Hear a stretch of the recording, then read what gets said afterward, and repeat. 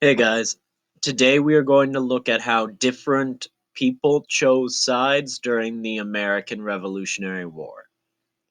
So, after the Second Continental Congress issued the Declaration of Independence, making the 13 colonies now the United States, and saying they would not be loyal to the King of England anymore, people who lived in those former colonies, now the United States, had to choose a side, either the patriots who were fighting against the king or the king and his army.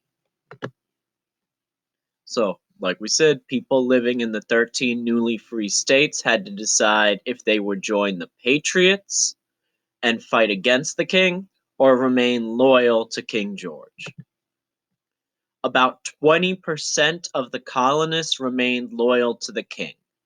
They were called loyalists.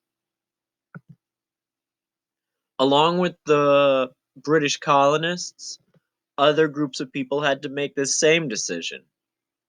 Many American Indian nations and tribes had to decide.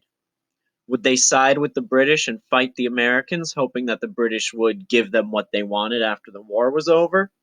Or would they join with the American patriots and hope that the new country would be nicer and fairer to them than the British? One group that was torn apart by this conversation was the Iroquois Confederacy. They stayed out of the war as long as they could, but eventually they had to choose sides. Out of the 6 tribes in the Confederacy, 4 of them sided with the British. They felt that the Americans were closer and were too hungry for land, so they were more likely to get a better deal from the British. Looking at this gentleman, you can tell he sided with the British because he's wrapped himself in a red cloak.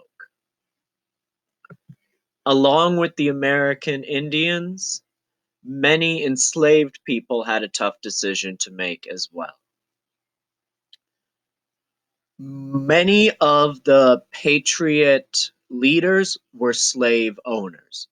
Both Thomas Jefferson and George Washington owned slaves.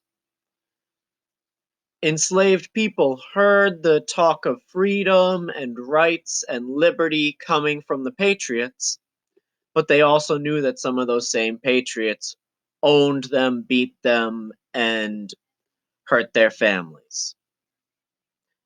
The British offered enslaved people freedom if they fought for the British Army.